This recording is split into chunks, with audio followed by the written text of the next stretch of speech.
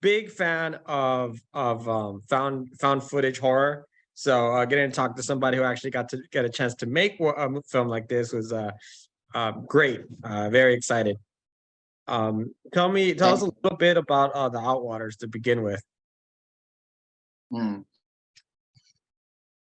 It's pretty gay.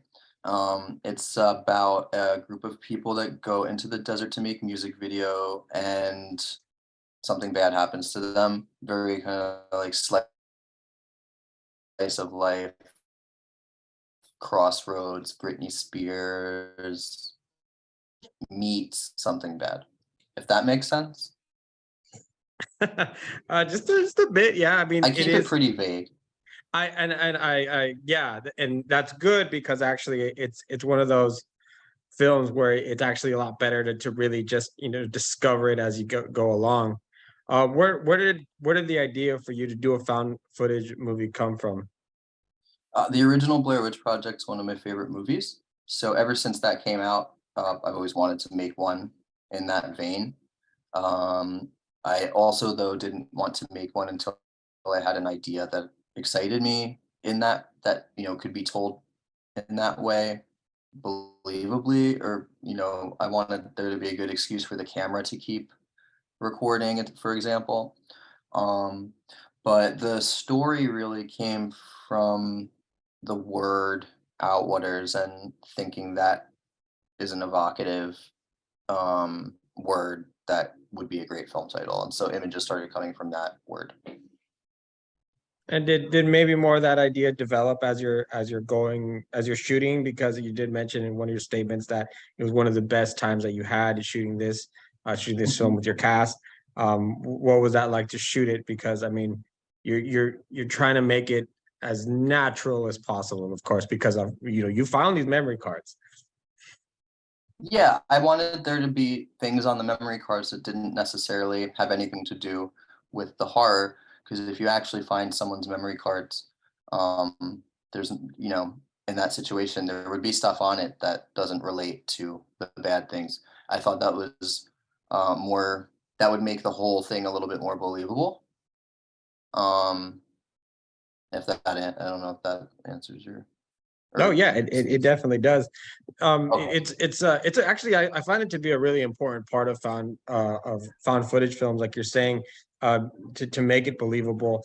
How important is it um, for found footage horror to be a slow burn, to be patient, to allow those clips to develop? You're asking how important it is to take its time? Yes. Mhm. What is it? In this case, I mean, I love a slow burn. I love leisurely pacing and lingering moments. So, that was always part of the plan for this. I always knew that I really wanted to spend my time and like wallow in the ordinary everydayness of the group's lives, and I love a good slice of life moment.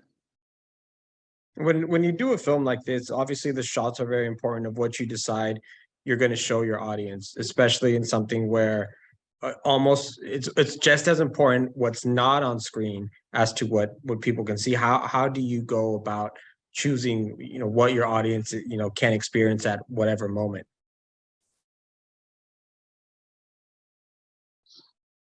That was just a lot of experimentation and just around with the editing, and if something didn't feel right, moving it around, and really just experimentation. When something works, you just can feel it, like, ah, yes, this is what I was going for. But that comes from a lot of playing around in the case of this movie. When you're making a film like this, how many extra shots do you make in case that you need to pivot from one maybe emotion one moment to another? um in the case of this film, certain shots and scenes, it was like 1 or 2 takes, but I do love editing. I love having a variety of footage, so I really overshot a lot of it, knowing that I like editing and playing around. So it just depends. But sometimes it was a quick shot that I knew I got right away, and other times I could linger on a moment for a long time and shoot the hell out of it. What I also want to know is how you develop your sounds for it, because there's quite a variety of sounds within those dark moments, within those moments where you want to see what's happening, but instead all you can hear is that, the rustling, the growling, just a variety of sounds that really put you in that moment with the characters. That was just years of experimentation.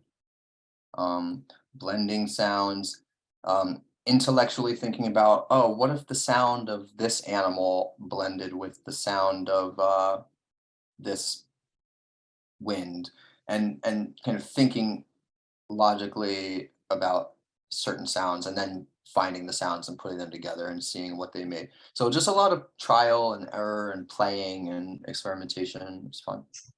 So what was your biggest takeaway from doing this film as a filmmaker?